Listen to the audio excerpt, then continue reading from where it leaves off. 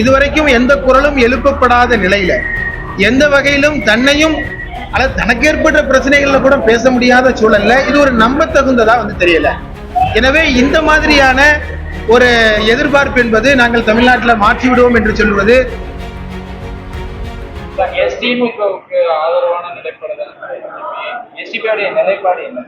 நம்ம ஏற்கனவே அதை பல இதுலையும் சொல்லியிருக்கோம். 2 நாள்ல எங்களுடைய சென்னையில மாநில செயற்குழு கூட்டம் சென்னையில கூடுகிறது. இருக்கிற எல்லா விதமான சூழல்களையும் அனுமானித்து எங்களுடைய மாநில செயற்குழு ஒரு முடிவை 2 நாட்களில் எடுக்க இருக்கிறது. இன்னும் குறிப்பாக சொல்வதா இருந்தால் எங்களை பொறுத்தவரை பாஜக தமிழ்நாட்டில் எந்த சூழலிலும் தமிழ்நாட்டில் வரக்கூடாது. மதவாதத்தை வீழ்த்துவது, மத நல்லிணக்கத்தை வளர்ப்பது, அதற்கு உதவி செய்கிற வகையில் எங்களது முடிவு என்பது இருக்கும்.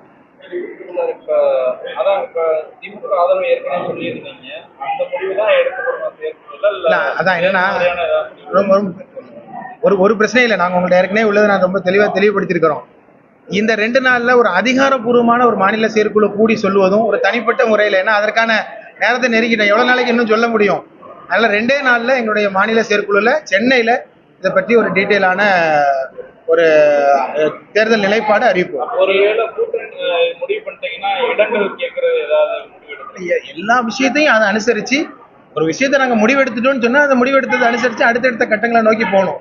மதவாதம் வீழ்த்தப்பட வேண்டும் என்கிற கோணத்துல எங்களுடைய வலுவான குரல் இருக்கிறது. இந்த முறை இது தமிழ்நாட்டிற்கு ஒரு கிடைத்திருக்கிற ஒரு அரியதொரு வாய்ப்பு. இந்த சூழல்ல இதை மனதில் வைத்த ஒரு தீர்மானத்தை எஸ்டிபி மேடையில பேசும்போது கூட ஒரு விஷயத்தை குறிப்பிட்டு சொன்னீங்க. இன்னைக்கு இருக்கக்கூடிய இஸ்லாமிய இளைஞர்கள் ஒரு நடிகர் அவரை நோக்கி செல்லக்கூடிய நிலை இருக்கிறதெல்லாம் அதை ஏற்கக்கூடாதுன்னு சொல்றீங்க. அப்படியான சூழ்நிலை தான் இருக்க. விஜயை நோக்கி தான் சிறுபான்மையின இந்த மக்கள்லாம் அதிகமா போறதுக்கான அவங்களும் அப்படிதான் சொல்றாங்க. எங்களுக்கு இந்த மாதிரியான வாக்குகள் அதிகமா இருக்கு அப்படின்னு சொல்றாங்க. அதை எப்படி எடுத்துக்கிறாங்க? இது அந்த கோணத்துல நான் சொல்லப்படலை. இது சிறுபான்மை சமூகத்துடைய வாக்குகள் யாருக்கு செல்லுகிறது என்கிற கோணத்துல சொல்லலை. பொதுவாக தன்னுடைய நிலைப்பாட்டை வெளிப்படுத்தாத நிலையில நான் கூட ஆரம்பத்துல இதே ஊடகவியலாளர் சந்திப்புல நான் தொடர்ந்து சொல்லியிருக்கிறேன். யார் வேண்டுமானாலும் அரசியலுக்கு வரட்டும், அது ஒரு ஜனநாயக உரிமை, அதை நாங்கள் எப்பொழுதுமே வரவேற்கிறோம். அதுல என்ன இருக்கணும். ஆனால் அவர்கள் மக்களுக்காக என்ன சொல்லுகிறார்கள் என்பது முக்கியம். வருவாருன்னு பார்த்தா வரவே இல்லை.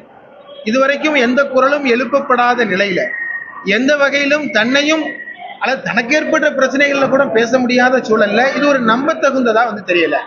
எனவே இந்த மாதிரியான ஒரு எதிர்பார்ப்பு என்பது நாங்கள் தமிழ்நாட்டில் மாற்றி விடுவோம் என்று சொல்வது, மக்களை பொறுத்தவரை மக்கள்கிட்ட பலவிதமான பிரச்சனைகள் இருக்கு. எவ்வளவோ பிரச்சனைகளை அனுதினமும் இங்க சரி செய்தாலுமே கூட ஏகப்பட்ட பிரச்சனை, அந்த பிரச்சனையெல்லாம் பத்தி பேசுவதற்கு ஆள் இல்லை. எனவே அந்த பிரச்சனைகள் எல்லாம் உள்கொள்கிற யாரோ அவர்களைத்தான் மக்கள் இன்னைக்கு கூட விஜய் பின்னாடியில இளைஞர்கள் சென்னை வர பின்தொடர்ந்து போனாங்க. இதை பார்க்கும்போது நல்ல அரசியலுக்கு இது எப்படி நல்லதா நீங்க பாக்குறது? அது இளைஞர்களை பொறுத்தவரை இளைஞர்கள்ட்ட ஒரு ஆர்வம் இருக்கு, அதுல மாற்றுக்கிறது இல்லை. இளைஞர்கள்ட்ட ஒரு அரசியல் ஆர்வம் ஏற்பட்டிருக்கிறது, அது ஓகே. ஆனால் அதை நெறிப்படுத்த வேண்டியது அந்தந்த அரசியல் கட்சிகளுடைய பொறுப்பு. அவர்களை அரசியல்படுத்த வேண்டியது அரசியல் கட்சியோட பொறுப்பு. இன்னைக்கு மகளிரனுடைய பெண்கள் இஃப்தார் இன்னைக்கு மதுரையில் நடத்திருக்கோம். என்ன அவங்களோட பேசியிருக்கிறோம். இன்னைக்கு எப்படி ஒரு அரசியல் படுத்தப்படுறோம், ஏதோ கூடினோம் உணவருந்தினோம் கலைந்தோம் என்பதாக இல்லாமல் ஒரு அரசியல் செய்தி அவர்களுக்கு தேவை. இது ஒரு தேர்தல் காலம் மட்டும் இல்லை. இன்னைக்கு நாட்டில் சிறுபான்மை மக்கள் எவ்வளவு அச்சத்திலும் பயத்திலும் எவ்வளவு சிக்கலிலும் வாழ்கிறார்கள் என்பது தெளிவான உண்மை. அதை பேசியிருக்கிறோம். இன்னைக்கு முதல்வரே மத்திய அரசு நெருக்கடி கொடுக்குதுன்னு பேசுறாரு. ஆனா விஜய் கரூர் சம்பவத்துல சிபிஐ நெருக்கடி கொடுக்குறான்னு சொல்றாங்க. ஜனநாயக படத்துல சென்சார் போர்டு நெருக்கடி கொடுக்குறாங்கன்னு சொல்றாங்க. பாஜக அவங்க எதிராக தானே இது பண்ணுது. நீங்க அதை அப்படி பாக்கலாமே இல்ல அந்த நெருக்கடி அப்படி அதை ஏன் அதை வெளிப்படையா வெளிப்படுத்தல அதான் கேட்குறோம். சொல்றாங்க பாஜக வெளிப்படுத்தணும்னு சொன்னா அதை மக்களை திரட்டலாம். ஏதோ இப்போ ஏற்கனவே சொன்ன மாதிரி இடி ஐடி போன்றதை வச்சு மிரட்டிட்டு இருந்தாங்க, ஆயுதங்களா வச்சிருந்தாங்க.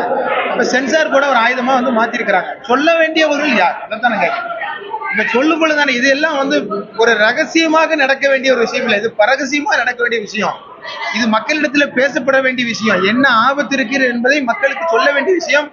அதை சொல்ல வேண்டும் என்பதுதான் நம்ம அதை சொன்னா மட்டும்தான் ஒரு தெளிவுபடுத்த முடியும். அப்ப சொல்லாத வரைக்கும், அதாவது திறந்து பேசாத வரைக்கும் அது சந்தேகத்திற்கு இடமானது. கடந்த தேர்தலில் அதிமுகவோட கூட்டணியில இருந்தீங்க. இப்ப அதிமுக பாஜக அவங்க கூட்டணி அமைச்சிருக்காங்க. அவங்களுடைய ரிசல்ட் எப்படி இருக்கு? அது நான் சொல்றேன், தமிழ்நாட்டில் பாஜக யார் மீது ஏறி வந்தாலும் தமிழ்நாட்டுல பாஜக கூட்டணியை வெறுமனே அவர்கள் சிங்கிளாக வந்தாலும் அல்லது அவர்கள் கூட்டணியாக வந்தாலும் தமிழ்நாட்டு மக்கள் அவர்களை புறக்கணிப்பார்கள். நாங்க அன்றைக்கே சொல்லிட்டோம், கூடா நட்பு கேடாய் முடியும். எனவே அதுதான் இப்போ 2024 நடக்கும் போது அதை வலுப்படுத்துகிற முடிவுகளை SDP வந்து 234 தொகுதியிலையும் போட்டியிடலாம், ஒன்றும் பிரச்சனை இல்லை. எல்லா பக்கம் கட்டமைப்பு வளர்ந்துருக்கிறோம். நீங்க எல்லாம் மதுரையில போட்டிடுவீங்களான்னு கேட்போம்னு பார்த்தா மதுரை ஊடகவியலாளர்கள் நீங்க நெல்லையில போட்டிடலாம் கேட்கறீங்களா? அதை கேட்டா அதனால அது எதுவும் எந்த தீர்மானங்களும் இது வரைக்கும் எடுக்கல. இது எல்லாமே அதான் சொல்ல, ஒரு தேர்தல் நிலைப்பாட்டை எடுத்து அதை அறிவிக்கும் பொழுது அது அடுத்தடுத்த தொடர்ச்சியான தீர்மானங்கள் அடுத்தடுத்து.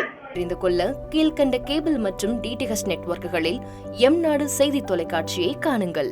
பாதகம் செய்பவரை கண்டால் நாம் பயம் கொள்ளலாகாது பாப்பா. மோதி மிதித்து விடு பாப்பா, அவர் முகத்தில் உமிழ்ந்து விடு பாப்பா. அண்மை செய்திகளை உடனுக்குடன் தெரிந்து கொள்ள இணைந்திருங்கள் எம்நாடு தொலைக்காட்சியுடன்.